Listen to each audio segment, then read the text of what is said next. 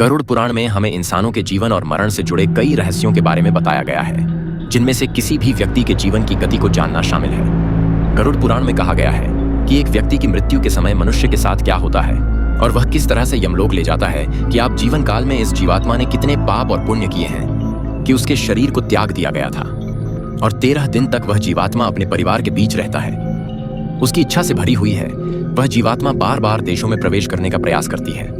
यमदूतों के पास से वह कुछ भी करने में असमर्थ हो जाती है। वह अपने परिवार के शिष्य और मित्र को उनकी मृत्यु का शोक बना देती है कि वह उन्हें चबाने का प्रयास भी करती है, लेकिन उनकी उपस्थिति का ज्ञान किसी को भी अपने मृत शरीर के सामने नहीं आता है और भूख प्यास से जोर जोर से विलाप करते हैं। इसके साथ साथ गरुड़ पुराण में यह भी बताया गया है कि मनुष्य पुण्य कर्म करता है, लेकिन उसके पुण्य की संख्या उसके पापों से कम होती है, यानी मनुष्य का पाप अधिक करता है। इसका समाधान स्वरूप मृत्यु के बाद पिंड दान करना आवश्यक है। 10 दिन तक जीवात्मा के उद्देश्य से पिंड दान देते हैं कि यदि पिंड दान नहीं किया गया कि जीवात्मा काल तक भटकती रहती है। कष्ट भोगने के बाद अगली जन्म सूची यह है कि नीचे दिए गए विवरण वाले पेंट के 4 भाग हो जाते हैं और उसके 2 भागों से मृतक का शरीर बनता है। तीसरा भाग यमदूत है और चौथा भाग मृतक को खाने के लिए मिलता है। 9 दिन रात में प्रेत पुण्य शरीर युक्त हो जाता है। शरीर बन जाने पर गैस में पेंट से प्राणी को अत्यधिक भूख लगने के कारण हार रूप में प्राप्त होता है। गरुड़ पुराण के अनुसार 10 दिन तक दिए जाने वाले पिंडदान में विधि मंत्र, स्वधा, आवाहन और आशीर्वाद का प्रयोग नहीं होता, केवल नाम तथा गोत्र से पिंडदान दिया जाता है। मृतक का दाह संस्कार हो जाने के पश्चात उन्हें शरीर उत्पन्न होता है। संगीत कि मृत व्यक्ति के जल जाने पर पिंडदान द्वारा उसे 1 हाथ लंबा शरीर प्राप्त होता है, जिसके द्वारा वह प्राणी यमलोक के मार्ग में अपने शुभ अशुभ कर्मों को भोगता है।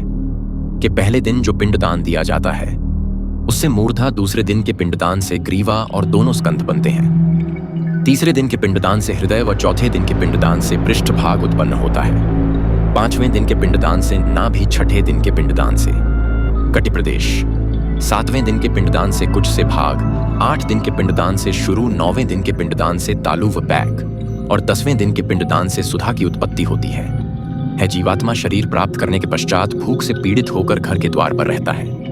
10वें दिन जो पिंडदान होता है उसमें मृतक का प्रिय भोजन बनाकर देना चाहिए, क्योंकि शरीर निर्माण हो जाने पर मृतक को अत्यधिक भूख लगती है। प्रिय भोज्य पदार्थ के अतिरिक्त अन्य किसी भोजन का पिंडदान देने से उसकी भूख दूर नहीं होती। 11वें और 12वें दिन फ्रेश भोजन करता है। मरे हुए स्त्री पुरुष दोनों के लिए प्रयुक्त शब्द का उच्चारण करना चाहिए।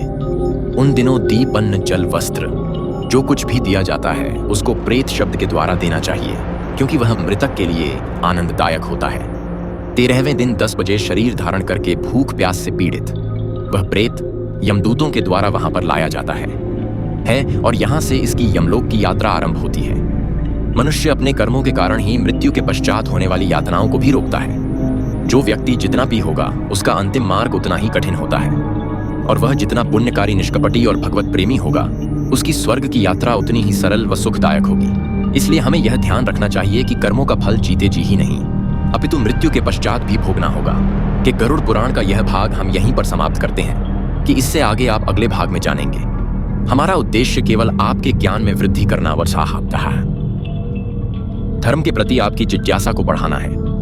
अगर हमसे कोई गलती हो गई हो तो हमें क्षमा करें। अब हमारे बैंक एक और नए ज्ञान विशेषज्ञ के साथ होंगे। आज के लिए केवल इतना ही। आ जाने से पूर्व वीडियो को लाइक करें और चैनल को सब्सक्राइब करें। तब तक के लिए जय जय श्री राम।